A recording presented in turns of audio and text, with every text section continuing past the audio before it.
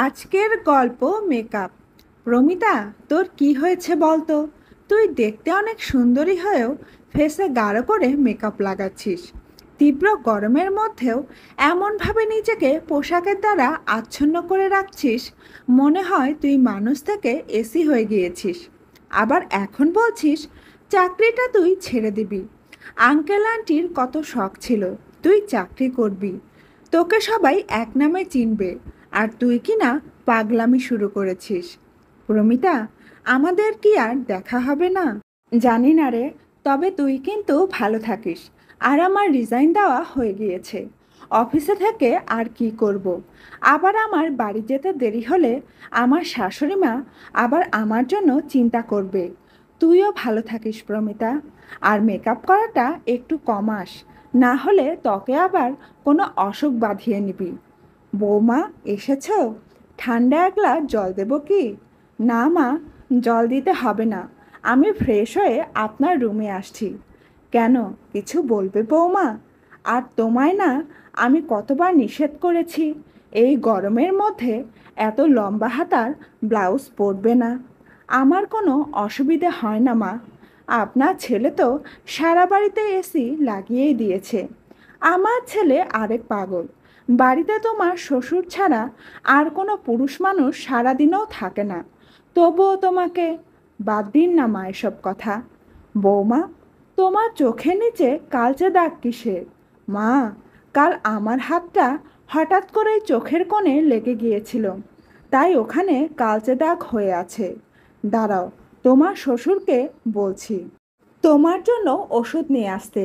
মা, এই সিম্পল কারণে ওষুধ খেতে হবে না, কিছুদিন গেলে এমনিতেই কালচে দাগ চলে যাবে। প্রমিতা, কোথায় তুমি? মা, আপনার ছেলে এসেছে, আমি যাই এখন।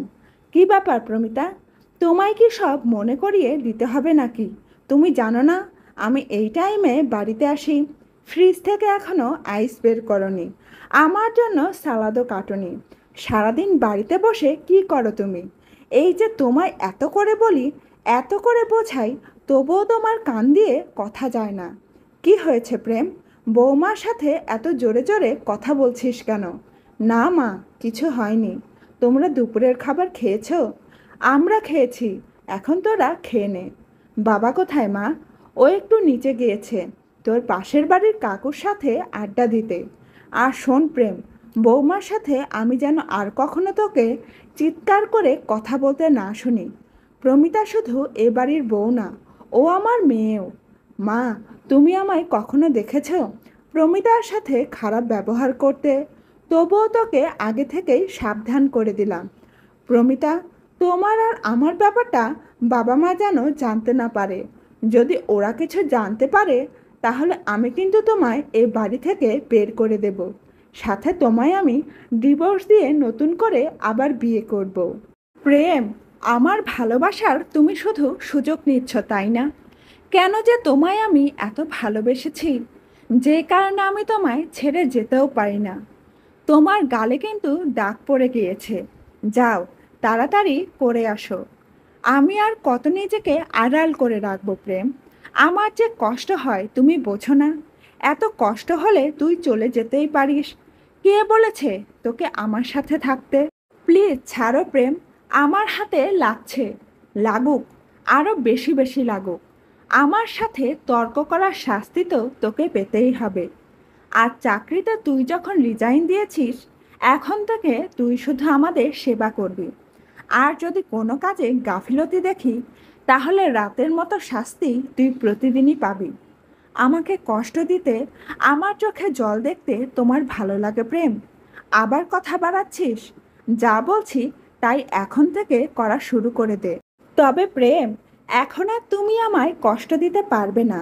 কেন, তুই কি আজ থেকে মহারানী হয়ে গেলি নাকি? কারণ আমি তোমার সন্তানের মা হতে যাচ্ছি। ওসব মা হওয়ার নাটক আমার কাছে করতে আসবি না। তবে এখন অন্তত আমার শরীরে আঘাত করো না প্রেম, কারণ এখন শুধু আমি আঘাত পাবো না, তুমি এখন আমায় আঘাত করলে তোমার সন্তানও আঘাত পাবে। সেটা আমি পরে ভেবে দেখব। তবে প্রেম, বাবা মা অনেক খুশি হয়েছে ঘরের নতুন অতিথি আসার কথা শুনে। শোন প্রমিতা, আমি তোর খেয়াল না রাখলেও আমার বাবা মা তোর খেয়াল ঠিকই রাখবে। প্রমিতা, আজ ভাতের চালগুলো হাফ সেদ্ধ হয়েছিল কেন? এমন চাল চাল ভাত কেউ খেতে পারে? আমি ভাত রান্না করিনি, মা ভাত রান্না করেছিল। এই বয়সে ছেলের বউ থাকতে আমার মা ভাত রান্না করবে কেন? তোকে কি এ বাড়িতে শুয়ে বসিয়ে রাখার জন্য এনেছি? আজ তোর একদিন কি আমার একদিন। বৌমা, এখন তুমি গর্ভবতী, আর এই সময়ে বাইরের প্রসাধনী যত কম ব্যবহার করা যায় তত ভালো। আজ থেকে তোমার ফেসে মেকআপ করা বন্ধ। হালকা কোনো ক্রিম লাগাবে তাই হবে। দাও, আমি তোমার ফেসের মেকআপ টিস্যু দিয়ে ক্লিন করে দেই। মা, আমি একাই করে নেব, আপনারা তো কষ্ট করতে হবে না।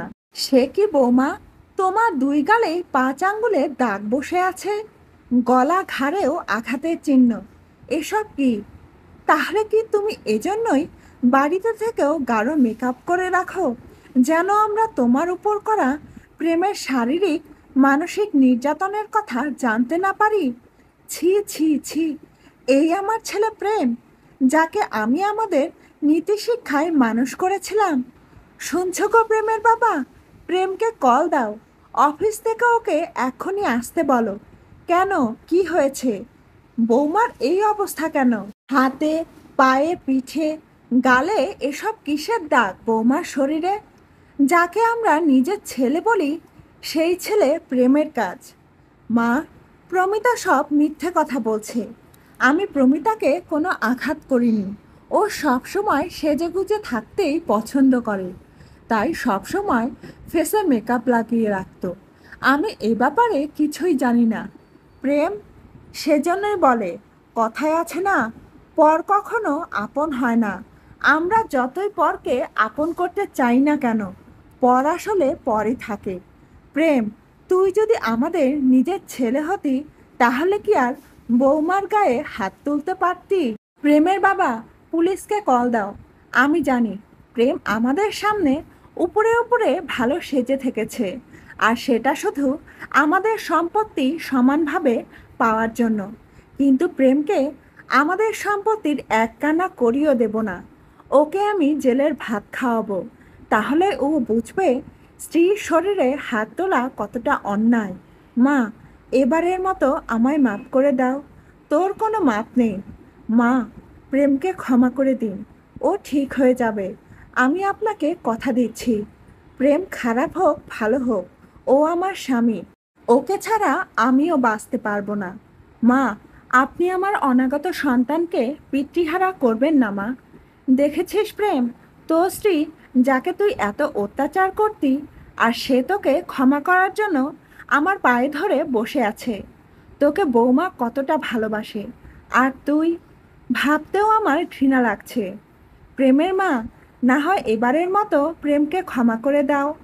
প্রেম তোমার পেটের সন্তান না হলেও আমরা তো প্রেমকে নিজের সন্তানের থেকেও বেশি ভালোবেসেছি। ওরা ছাড়া আমাদের আর কে আছে বলো? কিন্তু বৌমার ওপর করা অন্যায় আমি ভুলবো কি করে? আর এখন আমরা বৌমার কিভাবে চিকিৎসা করাবো, কারণ বৌমা এখন গর্ভবতী।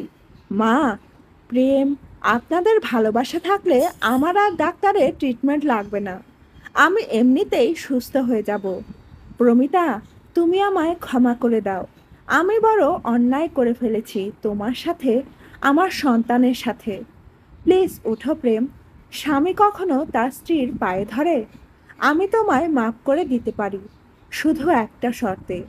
তোমার কিনে আনা সব মেকআপ বক্স তুমি ডাস্টবিনে গিয়ে ফেলে আসবে। আমি আর নিজেকে গাঢ় মেকআপে আয়নায় দেখতে পারবো না। সাথে এসব বড় হাতার ব্লাউজও পরতে পারবো না। এসব পরার আর দরকার হবে না। তবে এটা ঠিক, মনে রাখা দূর হলে শরীরের আঘাত একাই দূর হয়ে যায়। আমি ধীরে ধীরে সেরে উঠলাম। আমার যমজ 2 ছেলে হলো। স্বামী, সন্তান, শ্বশুর শাশুড়ি, আমার বাবা মাকে নিয়ে এক নতুন জীবনের পথে পা দিলাম। তবে আমি আর কখনো ফেসে মেকআপ লাগাইনি। কেমন যেন কাউকে মেকআপ করতে দেখলেই আমার পুরনো দিনের কথা মনে পড়ে যায়, সাথে আমার শরীর শিউরে ওঠে। তবে মা বলতো, ছোটবেলায় আমি মেকআপ করতে অনেক পছন্দ করতাম, কিন্তু আজ সেটা আমার অপছন্দের কারণ হয়ে দাঁড়িয়েছে। বন্ধুরা, গল্পটা কেমন লাগলো কমেন্ট করে জানাতে ভুলবেন না কিন্তু। ভালো লাগলে লাইক, কমেন্ট এবং শেয়ার করবেন। ধন্যবাদ।